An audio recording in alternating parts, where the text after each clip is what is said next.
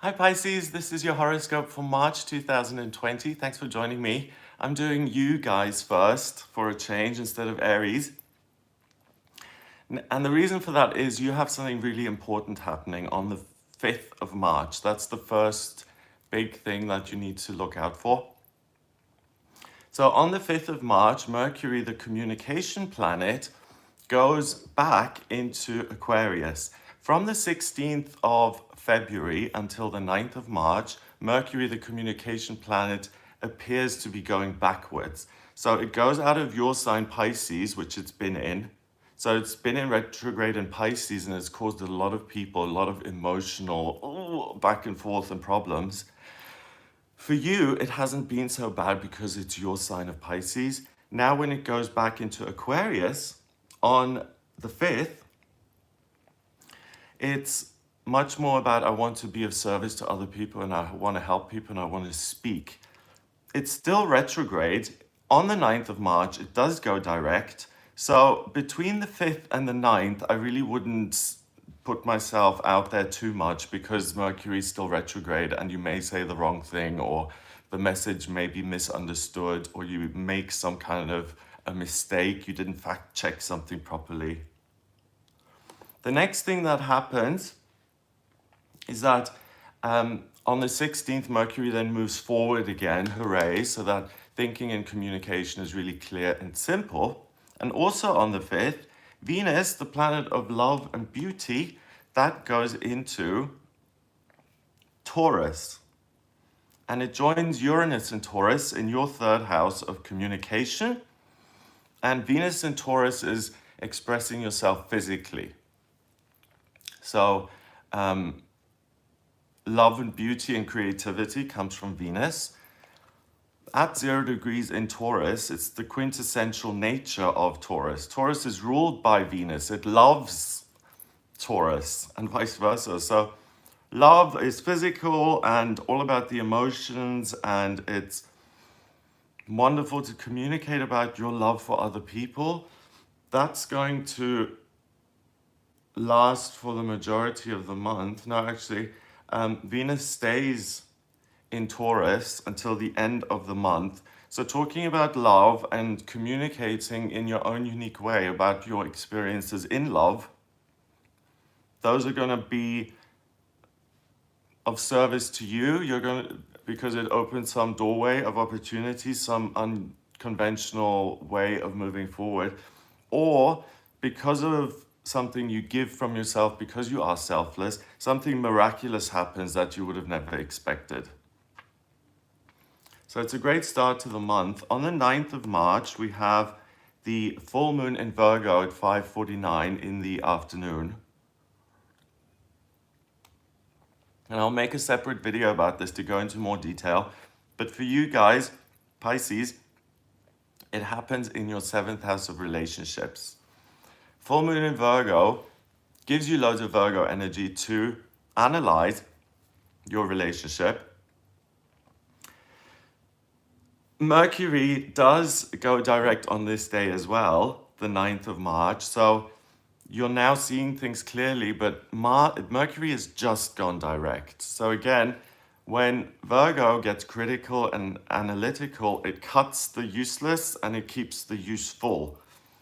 I would soften that approach still because yes, you have the right information and you can make decisions about your relationship and your relationships, plural. But there's also a mystic rectangle in the chart on this day. And I think if you defer to your true self and you ask yourself, what can I do? How can I contribute? Instead of, taking someone else's inventory and saying, okay, they're selfish and they're lazy and da, da, da. So it's going to give you great analytical insight. I think use it on yourself, use it in your work, your life purpose, if that's something you haven't figured out yet. And that continues this ability to absorb information about relationships, about the relationship you have with yourself, continues all the way until the 20th.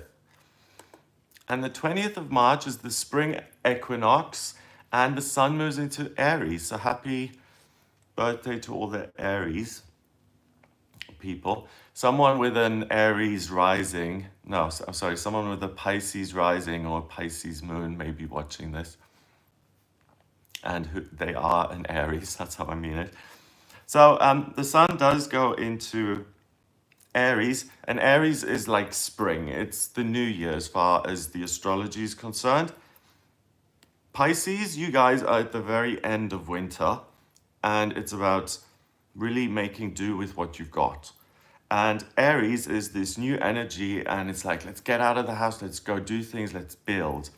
So the energy shifts dramatically on the 20th because the pace quickens up and things become much quicker and faster.